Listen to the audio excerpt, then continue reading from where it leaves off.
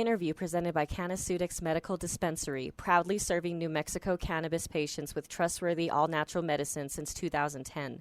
Are you here as celebrities, as fans? What's the real story? A little bit of everything. A little bit of column A, a little bit of column B. We're doing some stuff for UFC Fight Pass, doing some social media stuff. Last week we were at the Fight Pass Invitational for grappling, which is like the most technical, coolest thing we've seen.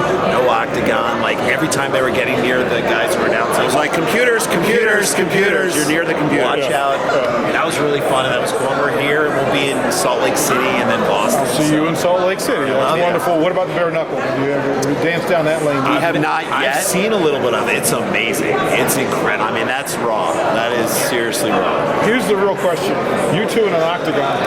Who wins? Who walks out? I think we both don't walk out. I mean, we used to fight. Like, this is the thing. When we were kids, we wouldn't hit each other in the face. That's our meal ticket. It shows. Yeah, so, I mean, obviously. Listen, we would fight like viciously in this area. Like, pummel each other as hard as you can in the flanks. And like maybe try to like cause a kidney failure and then stop. And then we'd stop. And then we make up because we're like, can't be mad at each other. Yeah. So like that aggression got out and then we were cool with each other. No one could understand that, but like I feel like when I watch a UFC fight, they fight viciously, fight, and then they get up and they respect each other. Glover Teixeira last week, he was incredible and such a good sportsman and won the match, but like was so cool and was so respectful to the opponent. Yeah, it was crazy. Just between us, of all these Hall of Famers and these great fighters, privately, who is it that you're most excited about seeing? I mean, Anderson Silva is... So he is the guy who, for a lot of people, he was like their entry point, their portal into the sport, because he was so flashy and had so much personality and kind of transcended even the sport itself. He was a guy who brought a lot of people in. So for me, that's the guy that has like the star power. Although, this is what I love about the Hall of Fame. So Cowboy goes in, never won a belt, never won a title. You know, we're guys who love Barkley. I mean, Barkley, come on, Erna, that's terrible. Listen, Erna, that's tell Shaq to tell Kenna, that's terrible. Listen, he's the best. Listen, he's amazing, and he's a Hall of Famer, but he never won. But you respect his game, and you understand his impact on the sport the same way. So I'm happy that he's going in. I'm excited. It's a great class. Jose Aldo, come on, this is an unbelievable class. It's good stuff. So when did this journey to being a UFC fan start for you guys? So we were huge boxing fans growing up in the 80s. We loved fights. And we were way into it, but then boxing started to...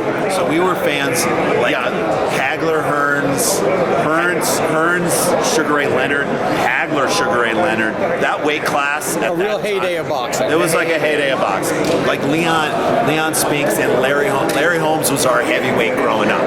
So like, but then into Tyson. So like we saw the rise of Tyson, and like just to see Tyson fight, even if it wasn't necessarily a great fight, the energy around Mike Tyson was electric. It didn't matter who was fighting. So combat sports were kind of, it was a part of our life, but then boxing just wouldn't make the fights that you wanted to see because there were different organizations trying to unify. And for us, we're like, we want to see good fights. And you start to notice, look over here, you're like, oh wait, UFC, they're making these great fights every week, every month. So who was that first big name or big fight that really drew you guys into caring about the sport? For you. I mean, to me, again, we covered this on the Nosebleeds. It was from the Pride series. The Fried Takayama fight is, and you think about like Takayama wasn't even supposed to fight him. That was Mark Coleman was supposed to fight him, but he dropped out week of, late ad, and he comes in and they just throw down in a way that like... He said it was like if two people who'd never used like video game controllers were just mashing the buttons, just learning no one was playing defense. It was just a slug. And so that's exciting. And the crowd was going crazy. They both stood in there toe to toe and fought so hard. That was exciting and fun. I just remember Brock Lesnar fighting, and I'm like, is this guy going to do anything? But the excitement of...